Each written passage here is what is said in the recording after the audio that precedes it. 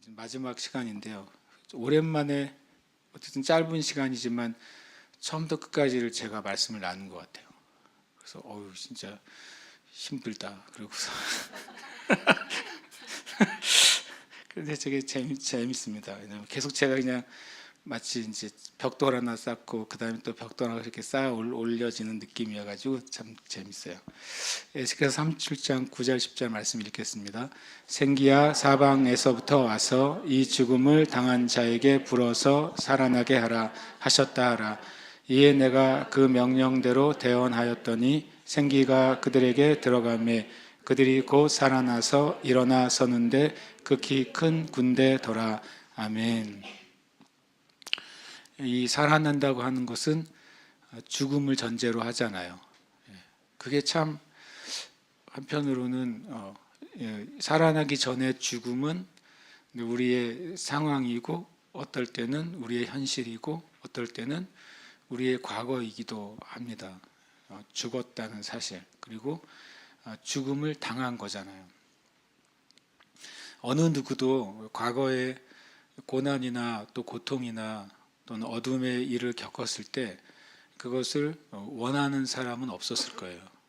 그러니까 죽음을 당한 것입니다. 그래서 마귀는 도둑질하고 죽이고 멸망시키려고 온다고 했으니까 그 일들은 실은 아담 이후에 계속 있어 왔고 그리고 또 지금도 존재하고 마귀는 할 수만 있다면 마지막 주님이 오시는 그 순간에라도 그 죽이는 일을 하려고 할 겁니다. 그렇지 않습니까?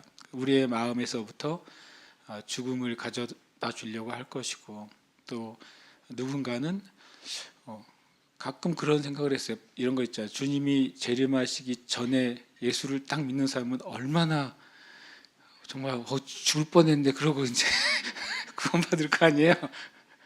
근데 반대 생각도 한번 한 적 있어요. 주님이 정말 오실 때가 됐습니다라고 주님 말씀하시고 그 은혜가 있는데 마지막에 주님을 떠나는 사람이 만약에 혹 있다면 그러니까 제가 너무 극단적일지 모르지만 어쨌든 세상에는 그런 일이 동시에 일어나잖아요. 주님이 오시는 때를 말할 때 주님이 보여주신 그림이 한쪽에서는 뭘 하고 있습니까? 맷돌을 갈고 있고 한쪽에서는 잠을 자고 있잖아요. 여러분 그 말 의미를 아시겠지만 잠을 자고 있는 건 한밤중이고 맷돌을 갖고 일하고 있는 건 한낮이잖아요. 주님이 낮에 오시는 거예요? 밤에 오시는 거예요? 누구한테 물어봤더니 글쎄요 그러더라고요. 그래서 내가 아니 그 같은 비유에 두 사람이 함께 잠을 자다가 한 사람은 데려감을 당할 것이고 한 사람은 남을 것이다. 두 사람이 함께 맷돌을 갈다가 한 사람은 취하여만 가고 한 사람은 남을 것이다 그랬잖아요. 같은 주님이 오시는 때 일어나는 현상을 얘기하는데 왜 하나는 밤이고 하나는 낮이야 그랬더니 글쎄요 그러길래 글쎄요는요 지구가 한쪽은 낮이고 한쪽은 밤이잖아요. 주님 그때 오시는 거예요. 주님 오시는 때가 이쪽은 낮일 수도 있고 주님 오시는 그 시각의 반대편은 밤인 거죠. 동시에 임하시는데 초자연적으로 임하시니까 모든 사람이 볼 거라고 그랬어요. 모든 사람이. 그러니까 그런 일이 이제 낮과 밤의 일이 동시에 일어난다면 영적으로도 어둠과 죽음 가운데 있던 사람이 그 마지막 때에 구원받는 자들도 있을 것이고 마귀가 끊임없이 그 죽음을 가져다 주려고 할 때 미혹돼서 주님을 거절하는 자들도 있을 거 아니에요. 그런 생각을 이제 해보게 되죠. 그러나 누구도 이 죽음 당하기를 원치 않지만 죄의 결과는 또 마귀가 우리에게 가져다 주는 것은 죽음을 가져다 주고 그 죽음 가운데 있는 사람들이 있다는 걸 전제로 부흥은 있는 겁니다. 죽음의 상태가 없다면 부흥이 필요가 없잖아요.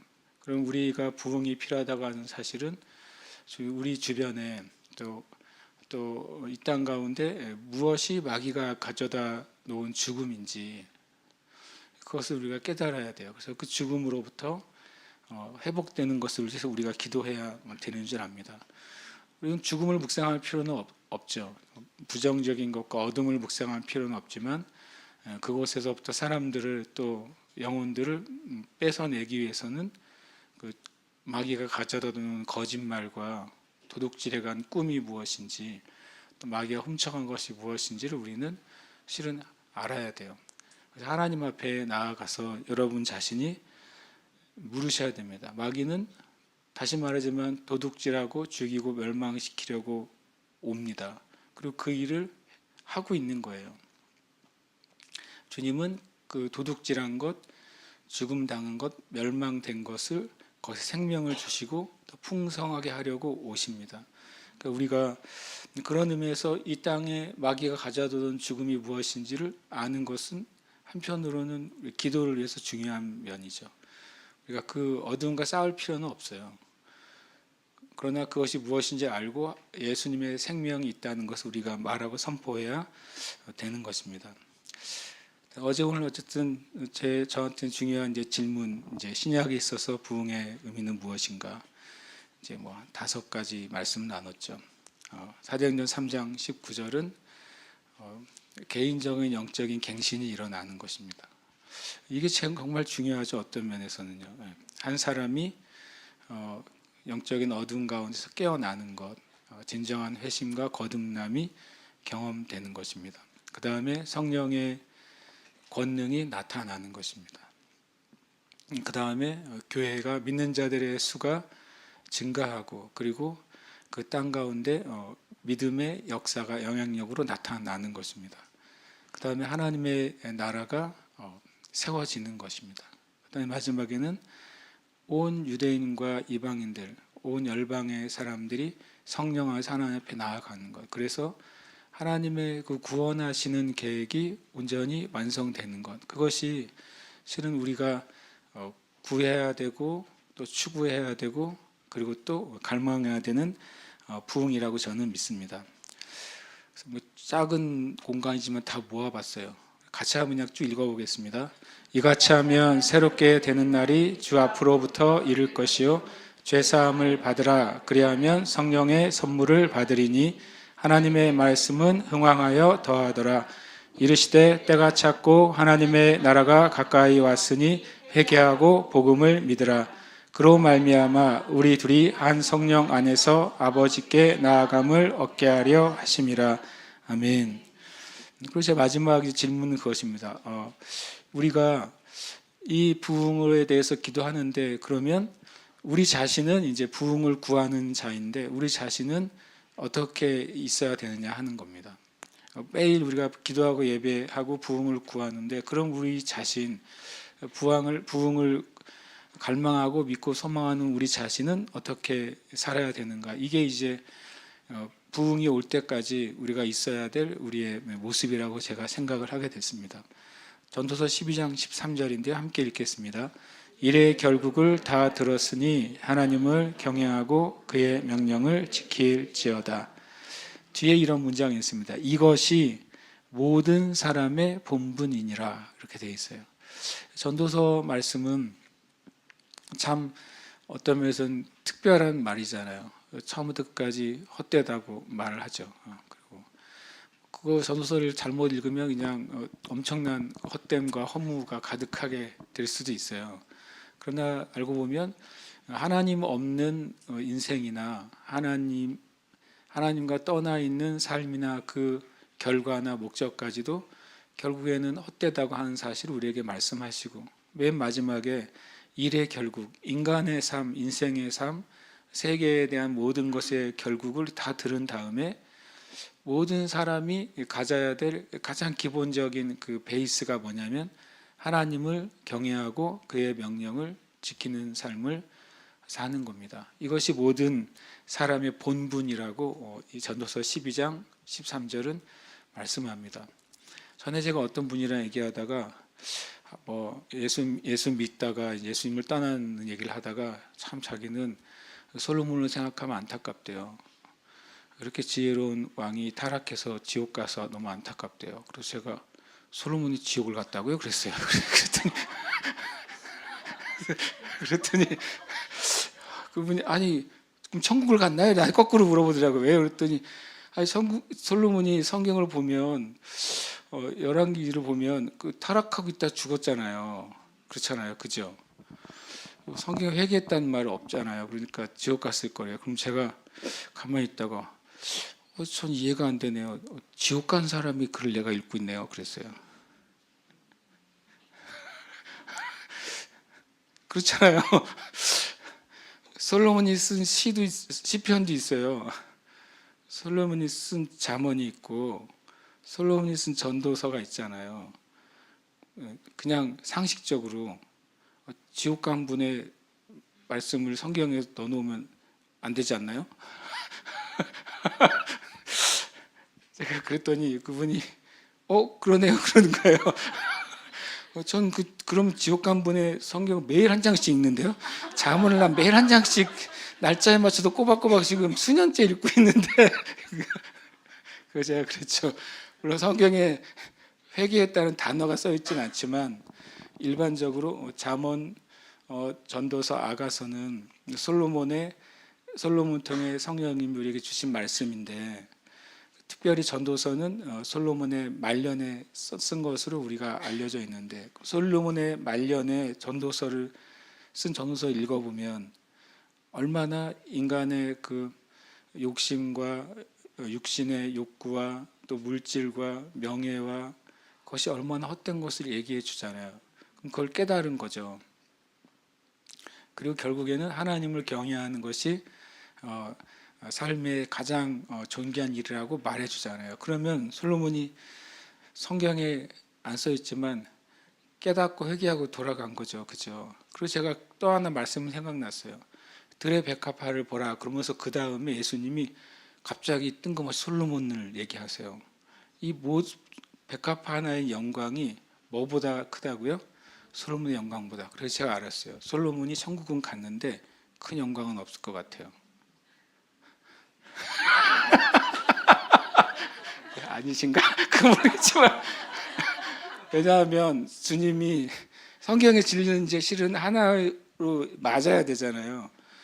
많이 준 자에게 많이 요구하시잖아요. 그럼 성경에서 지혜의 차원에서 가장 많이 준 사람은 솔로몬 아니에요? 부의 차원에서 가장 많이 준 사람은 솔로몬 아니에요? 그럼 주님이 많이 요구하셨을 거예요. 근데 그렇게 보면 분명히 이제 역사적으로 솔로몬의 말년이 되게 긍정적이지 않잖아요. 그러나 저는 이 솔로몬을 통해 주신 그 말씀이 우리에게 진리의 말씀 성경으로 있는 것을 볼 때 뭐 하나님 나라에 간 것은 저는 확실하다고 느껴요. 그러나 주님이 굳이 이 백합화를 뭐 다른 사람의 영광으로도 말할 수 있는데 솔로몬의 영광을 말한 걸 보니까 마치 요한도 하나님 나라에서는 하나님 나라 가장 작은 자도 요한보다 크다고 하신 표현처럼 솔로몬이 하나님 앞에 겸손하게 있지 않을까 이런 생각은 좀 해보게 됐어요. 그러나 이 말씀을 이제 생각하는 거죠. 우리의 인생에 대해서 각자 수많은 사람이 다른 결론, 다른 생각, 다른 방향을 가지만 우리가 영원한 하나님 나라의 결론을 보고 가는 우리들에게 저는 그것을 결국엔 부흥이라고 보는데요. 하나님의 계획과 목적이 완성되는 것. 그것을 깨닫는 사람들의 우리의 삶의 기초는 이거여야 됩니다. 하나님을 경외하셔야 됩니다. 우리는 하나님을 두려워해야 돼요. 하나님을 정말 두려워하느냐 내가. 저 어렸을 때 선생님이 진짜 무서웠거든요. 그 앞에 있는 선생님이 무서워서 수업 시간에 못 떠들었단 말이에요. 그러니까 경외란 말 안에 분명히 사랑이 포함되어 있지만 실제적인 하나님, 크신 하나님에 대한 두려움이 속해 있잖아요. 그러면 저와 여러분은 하나님을 정말 경외하느냐 그거예요. 내가 무엇을 하는 것 안에서 하나님을 정말 경외하는 마음을 내가 가지고 있느냐 하는 거예요. 그러니까 하나님은 친밀하시고 우리를 사랑하시고 우리와 한없이 사랑하면서 교제하시는 좋은 아버지이시죠. 그래 하나님의 존재 자체, 본질 자체는 너무나 크신 분이잖아요. 그래서 우리가 그분 앞에 경외함이 없이 나아간다는 것은 실은 말이 안 되는 것 같아요. 저와 여러분의 앞에 하나님에 대한 경외함이 있어야 됩니다. 그리고 하나님을 경외하기 때문에 그 경외함 안에는 사랑함으로 경외하는 거잖아요. 그래서 그 명령을 지키는 겁니다. 하나님의 말씀을 지키는 것. 때로는 이제 아까 말한 선생님이 뭘 시키면 하기 싫어도 하잖아요. 하기 싫어도 합니다.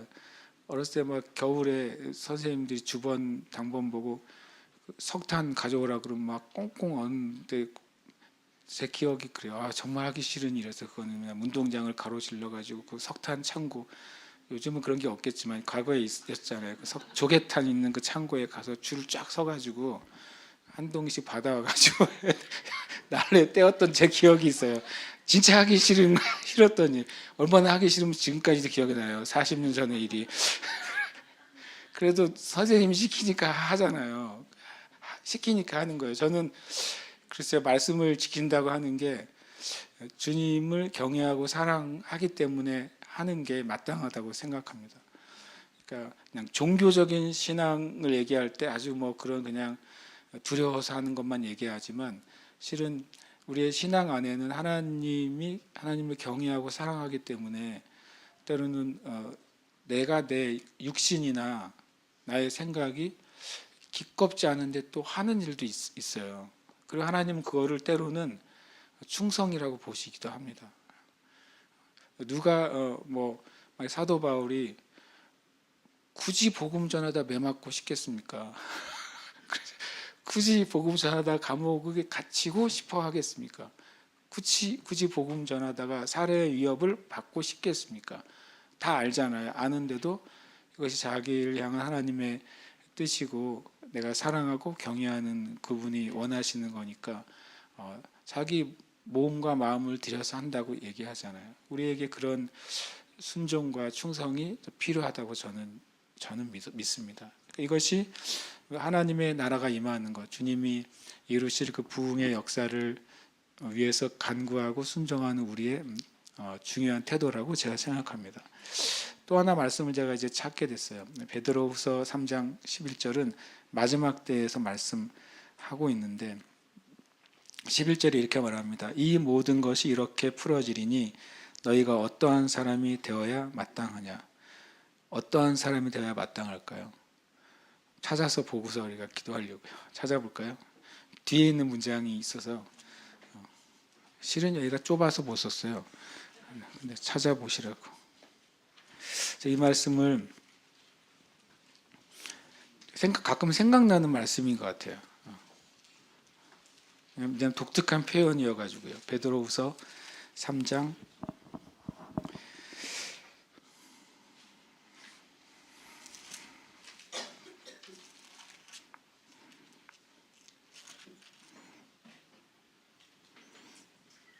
왜냐하면 10절이 되게 독특하잖아요. 10절 한번 같이 읽어볼까요? 시작.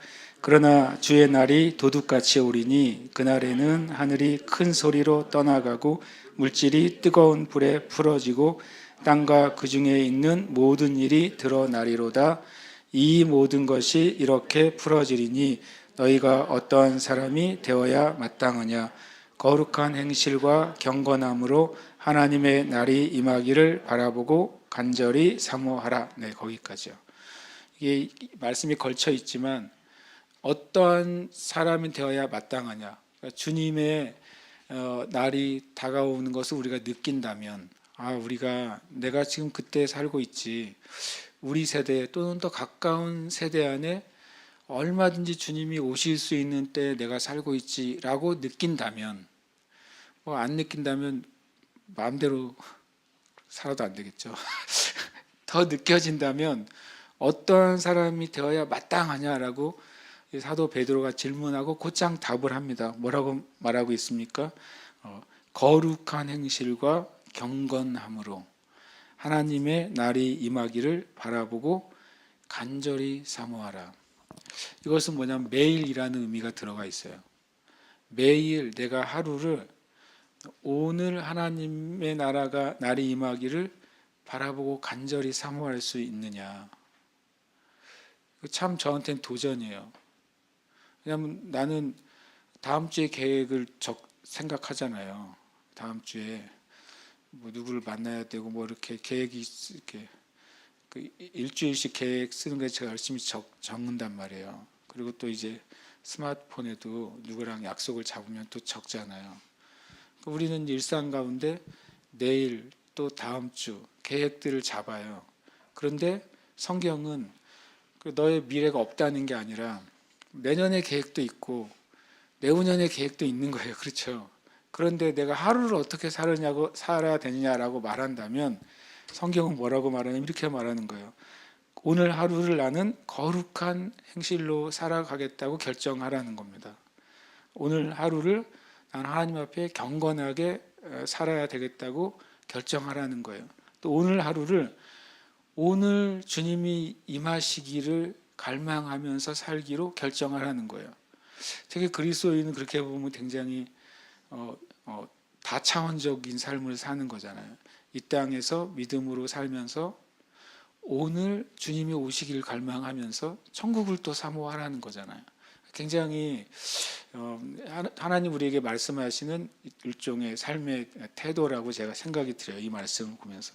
그래서 여러분과 저에게 스스로에게 도전을 해야 돼요. 나는 오늘 어떠한 사람으로 사는 게 마땅하냐. 나는 오늘 거룩한 행실. 행실은 뭡니까? 말과 행동이잖아요. 거룩한 말과 행동을 할 것을 내가 오늘 결심을 해야 돼요. 오늘. 그리고 내가 경건한 삶. 경건이 뭡니까? 경건은 하나님과 예수 그리스도를 따라가는 겁니다. 그 주님의 말씀을 따라가는 것이 경건이에요.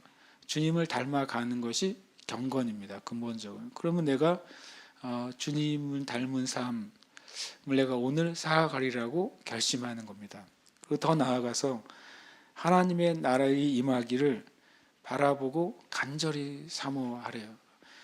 세상이 종말이 오라고 사모하라는 게 아니라 오늘 주님 오시옵소서 이런 태도로 살아가라는 거죠. 그러면 실은 그런 식의 삶을 살면 어떤 종류의 삶을 살 수 있을까? 뭐 성경적으로는 깨어 있는 삶을 살 수 있겠죠. 성경적으로는 실은 굉장히 되게 강력한 삶을 살 수 있다고 생각합니다. 두려움이 많이 제거되죠. 왜냐하면 나는 오늘 주님이 오시기를 갈망하니까. 그리고 오늘 주님이 오셔도 나는 환영할 것이니까. 내가 주님 앞에 그런 태도를 가질 때 정말 주님이 궁극적으로 이루실 하나님 나라 이 땅 가운데 허락하실 부흥 안에 우리가 참여할 수 있게 될 줄 믿습니다. 아멘. 함께 이 시간 기도하겠습니다. 전도서 12장 13절은 일의 결국을 다 들었으니 이렇게 말합니다. 모든 부와 기와 심지어는 육신의 쾌락까지도 다 즐겨본 그 솔로몬이 말하는 겁니다. 솔로몬이 말하거든요. 누가 나만큼 다 즐겨봤겠냐? 누가 나만큼 많은 지식을 얻어봤겠냐? 이렇게 표현해요. 누가 나만큼 하고자 하는 일을 성취해 봤겠냐? 이렇게 말하잖아요. 솔로몬이. 그런데 다 보니까 하나님 없는 쾌락과 부와 즐거움과 성취도 진짜 헛되구나라고 고백하잖아요. 어쩌면 이제 우리가 이제 이것에 아멘하지만 나는 솔로몬만큼 누려본 적은 없거든요. 나는 솔로몬만큼 가져본 적도 없고 솔로몬만큼 지혜로 모든 걸 논해본 적도 없으니까 솔로몬 왕이 경험했던 걸 그대로 경험하진 못하겠죠. 그러나 성경의 진리 안에서 이게 사실입니다라고 난 고백할 수는 있다는 사실을 압니다. 사실입니다라고 고백할 수 있어요. 그래서 우리가 주님 앞에 주님 제가 이 말씀대로 저는 하나님을 경외하고 명령을 지키는 삶, 거룩한 행실과 경건함으로 주님의 그 영원한 하나님 나라를 사모하는 삶으로 살겠습니다.